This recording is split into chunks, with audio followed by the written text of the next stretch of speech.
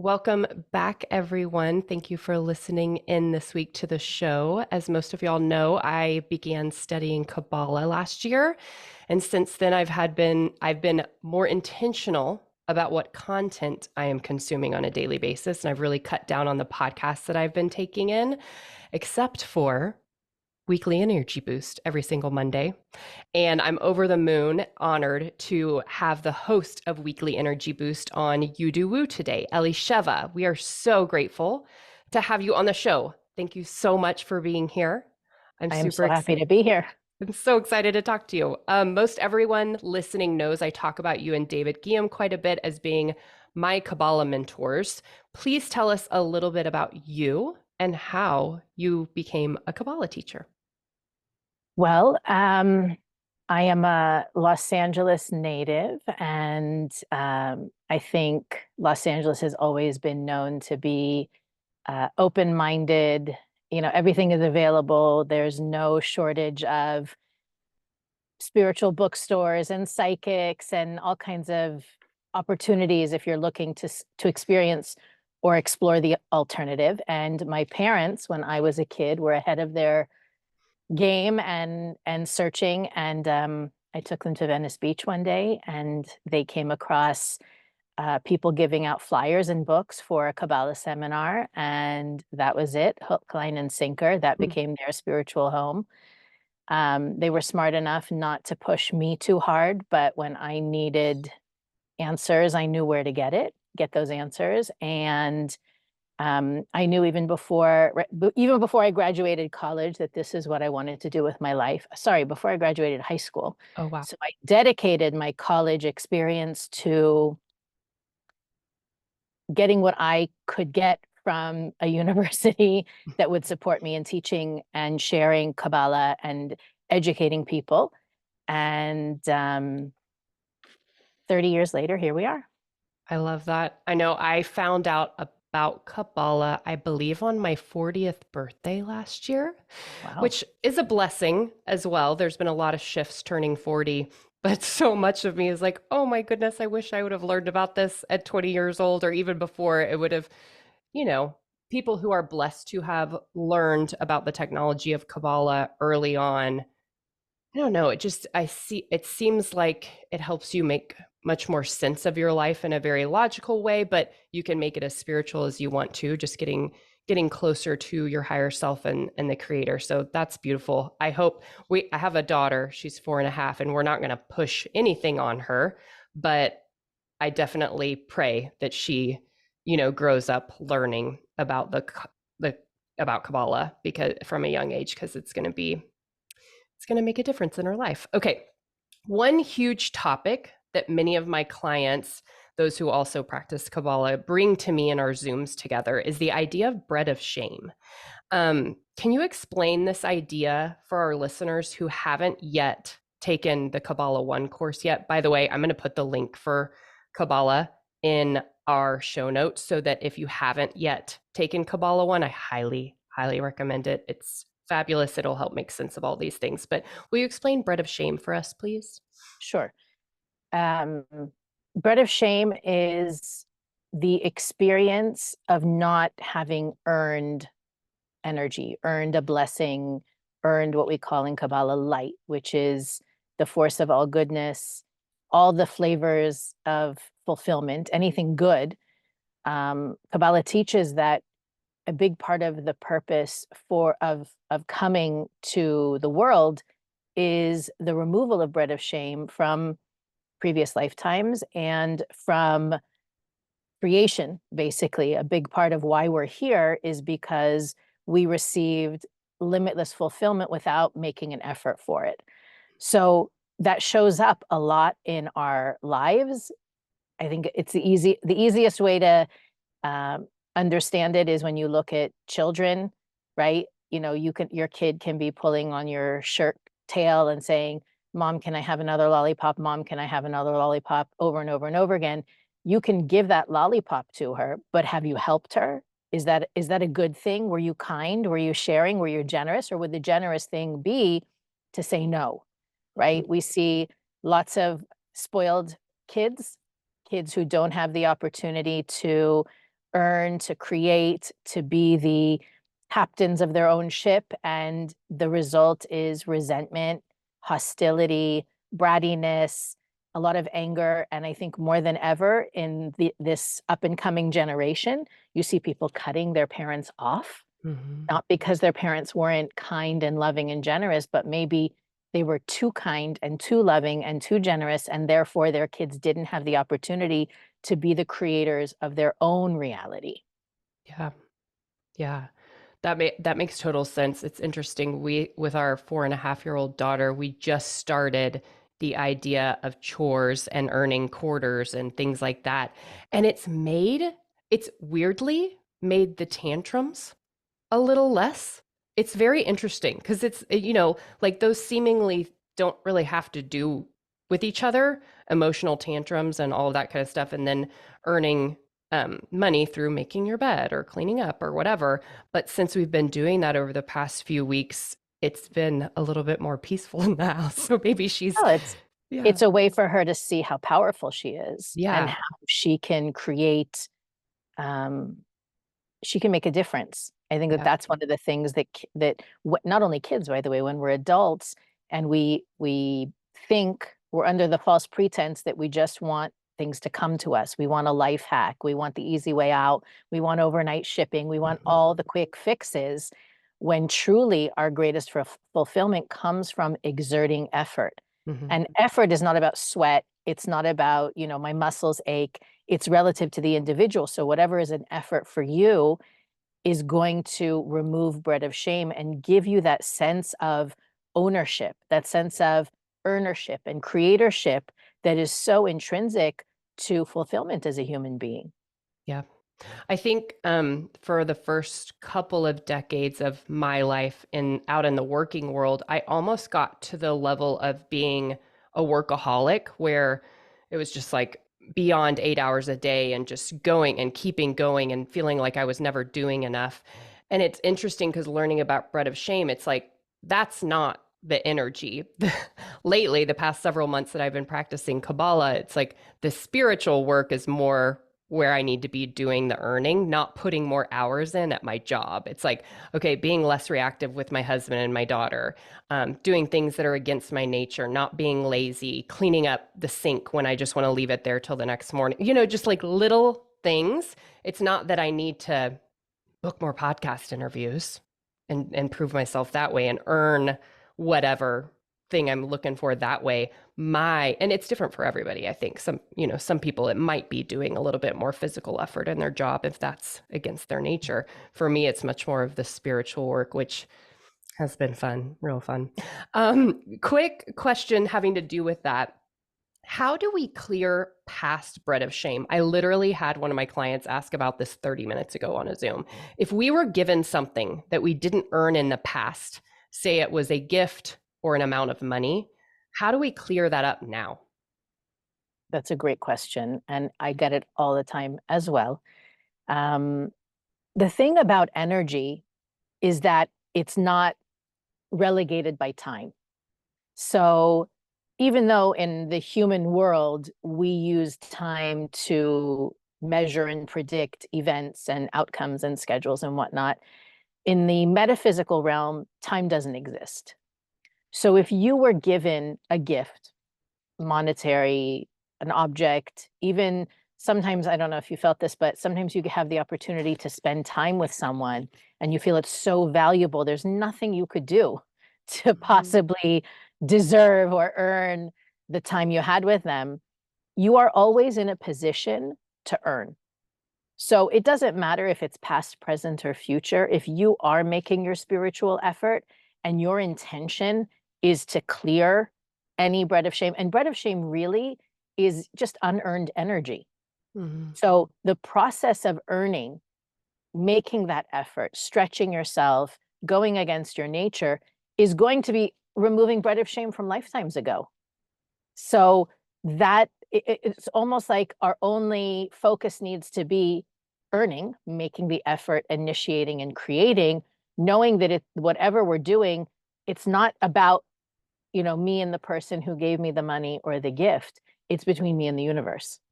So the more of an active role I take in earning my blessings, also future blessings, right? Mhm. My intention of making an effort today, I got up at 6 o'clock in the morning and I busted my butt and I'm sitting here with you. And then I have meetings that, and being mindful, like you said, I'm the same way. Like it would be easy for me to fill up my calendar and just work, work, work, work, work. My effort is really slowing down and Mhm. being mindful and conscious about where I'm putting my time and energy and not just saying yes to everything that comes my way. By being mindful, sometimes saying no is the greatest and most creative thing you can do. Mhm. So it really is relative to the individual. But that idea of anytime we talk about energy, we're not talking about a minute or an hour or a decade in our lives. The energy that we're working on revealing or creating or earning affects both past, present, and future. That totally makes sense. So it doesn't even have to be something with that individual that you may have had bread of shame with. You could give to a different individual or your child or your spouse or whatever and clean up. For sure. But I Okay. do want to tell you, with children in mind, giving to your children is not considered sharing, is not generous. It's obligation and Mhm. responsibility. So when we think about paying it forward or being a force for good, you know, instilling values and ethics into your child, your children is not a nice thing to do. It's your responsibility the same way bathing and Yep. feeding them and all that other stuff comes Yes. into play. No, I think a lot of people say, well, I'm gonna give all my fortune to my children. That's not charity, and Mhm. that's being a loving parent or a loving grandparent or aunt or uncle. It's really learning how what's hard for you, what challenges you, what stretches you, and outside of your responsibility. Again, Mhm. because working harder, putting in more hours, it's not you're not doing it for the world. In a way, you're doing it for yourself or reactively to be Yep. busy or to, what we spoke about before. So that extra mindfulness is really important. I have two, I guess, specific questions with this in regards to maybe business. Um, Two different types of people really love listening to this podcast. I have a lot of moms, which I love, and we talk about parenting and all that. By the way, if you're into Kabbalah, I think Elisheva, your main thing that you coach on is parenting, correct? I mean, all the things, but It's big. It's a part of it. It's yeah, definitely a part of it. Yeah. yeah. So parenting and then business. I help entrepreneurs a lot in my past life before doing being a podcaster. I was a business coach and did business management and accounting and stuff. So one specific situation that maybe we can even go a little deeper into, say that you made a deal with somebody business wise where it's like you're trading, like I'll do this for you and you do this for me, right? And it feels like a very equal valuable trade on both ends and both people feel good about it. One person holds up their end of the deal and the other person doesn't. And I know there's a whole aspect to it of like you don't approach them until you're not emotional about it and not upset. So say you've gotten to a cool, calm, collected place. Do you approach them about this and what do you say? I know I'm giving you this question out of the blue, but it just came and I was like, okay, this is a little God ping, so I'm going to go there. So one of the beautiful teachings that Kabbalah gives us in terms of our interpersonal relationships is that our interpersonal relationships actually exist to help us strengthen our relationship with our, call it higher power, God, creator. So the first thing we do when we find ourselves in a difficult place with another individual is to check how is this happening for me, right? What is in this? We ask the question, why is this in my movie? Mm-hmm. Because there's the just because we don't get what we want or what we bargain for doesn't mean it's not divinely ordained. And now that Mm-hmm. doesn't mean we roll over and play dead and whatever happens happens. We're here to be the cause and the creator, like we said before. But at the same time, to know that it's exactly what we need Mm-hmm. for whatever growth or lesson or transformation the universe sees that we're ready for. So the first part is really has nothing to do with the other individual. I'm feeling this way. I'm reacting this way. This is coming up for me. why? And then the answers, sometimes they come to you, sometimes you get it from talking about it with someone. I often get those answers questioned. In a book that I'm reading, I think I'm reading about one thing and I end up getting an answer about something else. Then the question really is, in handling it with the actual individual, and sometimes, by the way, from the conclusions that you draw from the inner work, you understand how to deal with it. Mhm. You understand that sometimes the answer is you just let it go. And oftentimes it is a conversation, but the conversation again is relative to where it almost the goal of the conversation isn't to get their part of the deal Mhm. back to you or meet it out to you. It's to close the space between you. We had a discussion, we had an agreement. I feel like a piece of that puzzle is missing. What's going on with you? Yeah. What's your side of it? And giving the other person the opportunity to the best of their ability, express themselves, fill the gap between you with their energy. Maybe there's another way to work out the deal, but to know that any agreement or commitment that you make with another individual is really about you and your soul's journey. And whether you realize it or not, you're walking into an energetic contract more than a physical one. Yeah. And so that's why 90% of the work is with you alone. Then when you've done that work and you're cool, calm, and collected, and there's no more emotional charge, and you're not going to bring up how you were let down when you were 9 years old by someone else. Once you've worked all that out, then you come to the person with a genuine desire to resolve the space. Yeah. Okay, I love that. I love that so much. It's interesting too, because I'm thinking of a personal example that's happened before, and it's almost like it showed up 3 times within a week in my life. And I'm thinking now with you talking that the original deal was made not from me giving, it was me trying to get something, which That's a is, big yeah. I want to say that that's also 90% of the challenges we experience in our interpersonal relationship is some sort of hidden agenda or unconscious desire for something that Hmm. we might not even ourselves be aware of. Hmm. Once we come to terms with it, then we understand why the situation played out the way it did and where our work is. That's crazy. Okay, well, there we go. Yay. Thank you.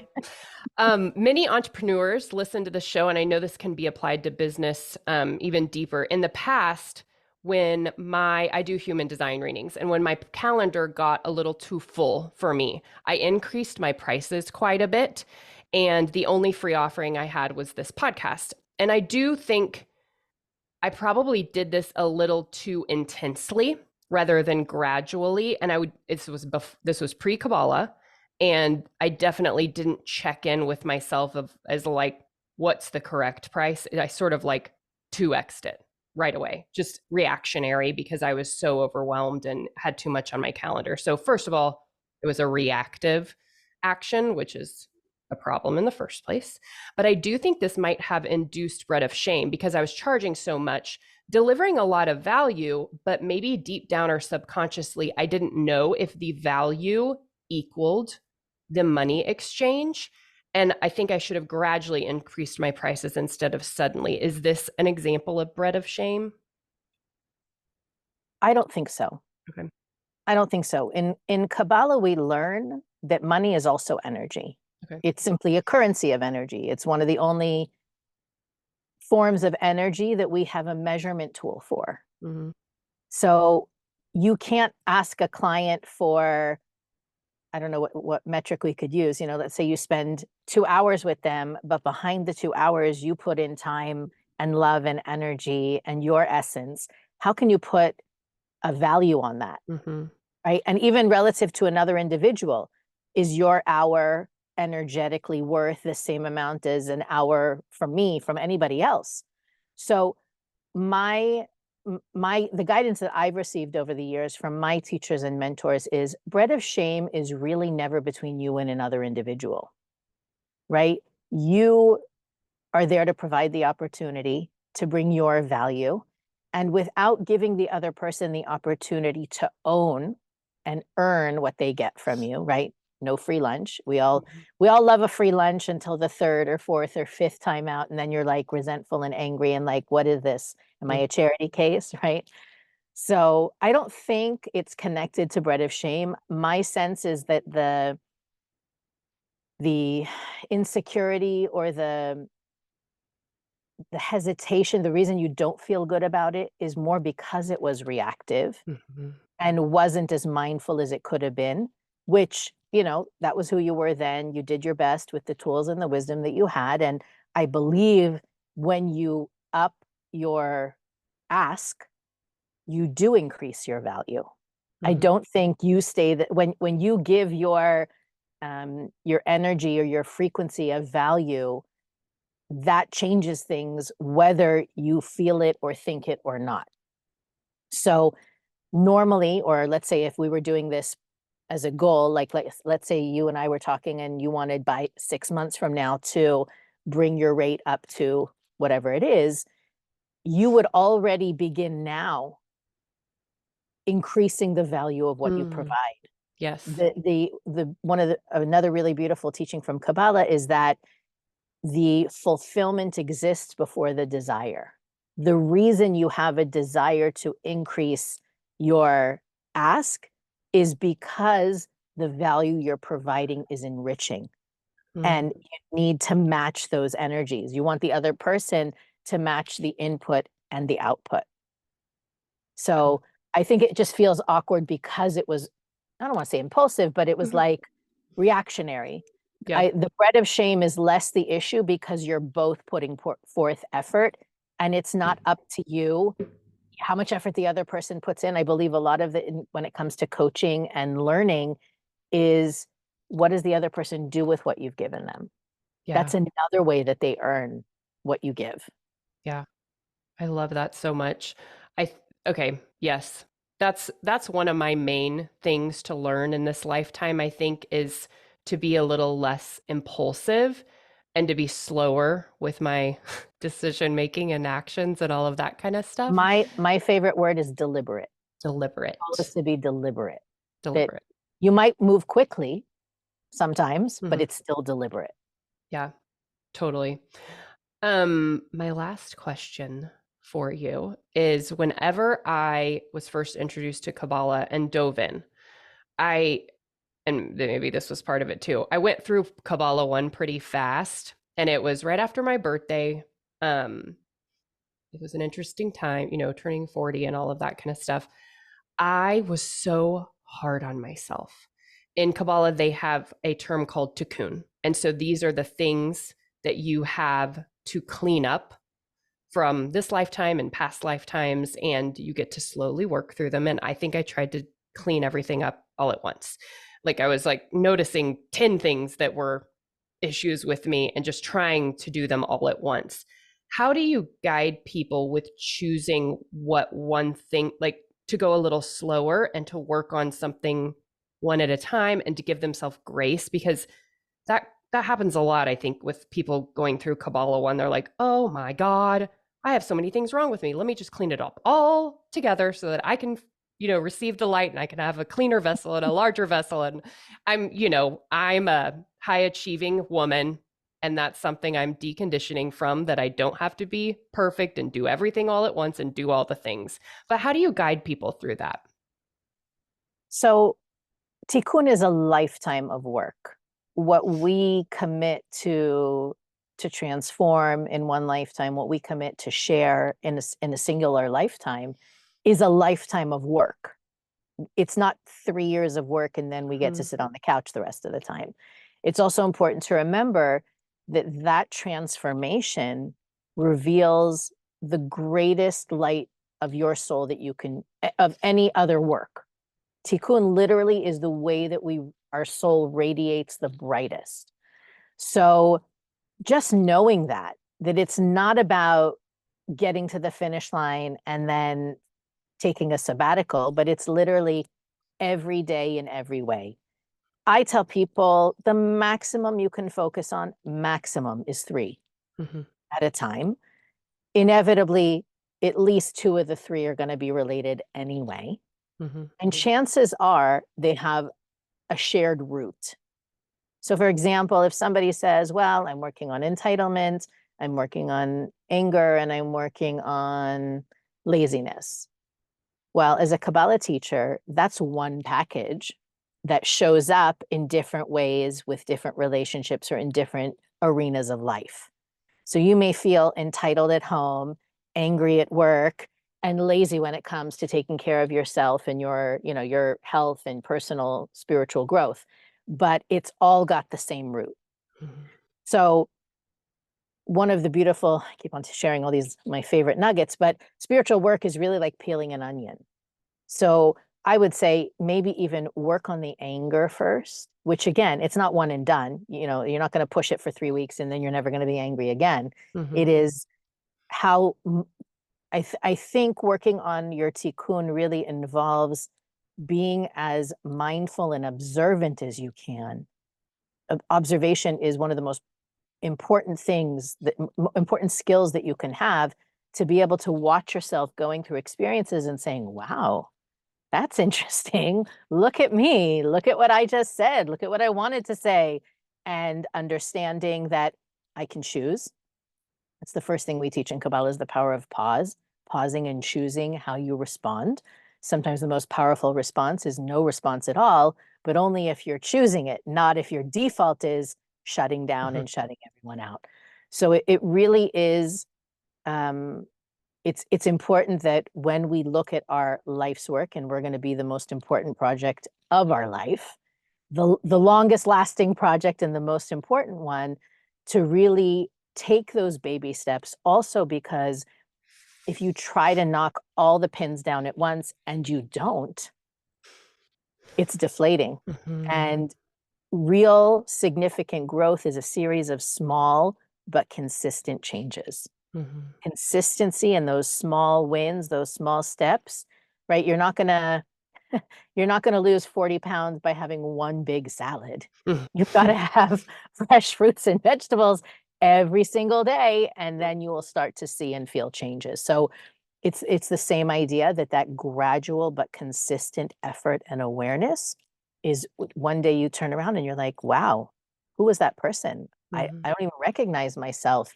because I've been making those small but consistent steps for a period of time that really, enough of those steps and you're 180. Mm-hmm. Yes. So when a few, maybe like a month into applying Kabbalah to my life, I hadn't told my husband about it. And he was like, are you doing something different? Like, what's happening? So I was like, oh my gosh, she's going to do Kabbalah with me, blah, blah, blah. He goes, no, no, no. I don't want to watch any of this. Don't show me the videos. Don't do this. I was like, okay. Cause that's what y'all teach in there too, is like, you're supposed to work on you, not trying to change other people. And I was like, okay. And then recently he's been like, I don't want to watch the videos still, but will you like tell me what you're learning each day or whatever? So I have been. And it's pretty interesting because he was like, okay, so where do I start? And my first go to, especially y'all had a podcast that just came out today, which I'll put in the show notes about evil speech and the power of your words and stuff like that. I was like, I feel like this is a good, I mean, I very much need to work on it too. So I was like, maybe we can be accountability partners on this and really work on our speech. He works in the photography industry, and that it leads to, it's normal for gossip. It's just a normal breeding ground for gossip, and not saying anything about anybody, but that's just normal. When I worked in the music industry, that was the case too. There's just that's a part of that industry, sadly. And I was like, what if you just work on not gossiping for like a whole month? And it has been nuts. So he like did the thing where he just worked on one thing and we worked on it together. But that's a powerful, like if anybody is doing this and they want to pick one thing, if you don't know what that is, the words is a really big deal, because words can bring a lot of, like, using words in a negative way can bring a lot of chaos to your life. And it showed, like, having to be so observant about my words and my thoughts makes me realize how judgmental I am and how controlling I am and all of those other things. And then I give myself grace and I'm like, all I can do today is watch my words. Or if I say evil speech, immediately back it up with something positive about the situation or the person. So if you are, I'll put the link to that show of Weekly Energy Boost below that Elisheva just put out, because it's really, really good for if you don't know where to start and you want to pick one thing to clean up. Don't you think words is a good place to start? Definitely. If you're not ready to start a structured path, Mm-hmm. being aware of your words, not only what you're speaking, but also what you're listening to, Yeah. and noticing how the changing that, consciously making that different, Mm-hmm. changes your energy, changes your ecosystem, changes the people that are going to be attracted to you. It is huge. Yeah. Awesome. I think that's all I have right now. I am so, so very grateful for you coming on the show. This has been a huge honor because I've been listening to you week in, week out for months now, and I've been binging all the old episodes too. And you've just given me so much value and helped me so much from afar just listening to your podcast. So thank you, Elisheva. You guys definitely give Elisheva a follow on Instagram, subscribe to her podcast, share with anyone that you know when there's some kind of content she's talking about that would be applicable to them. Thank you, Elisheva. Thank you for having me, Allison. See y'all soon.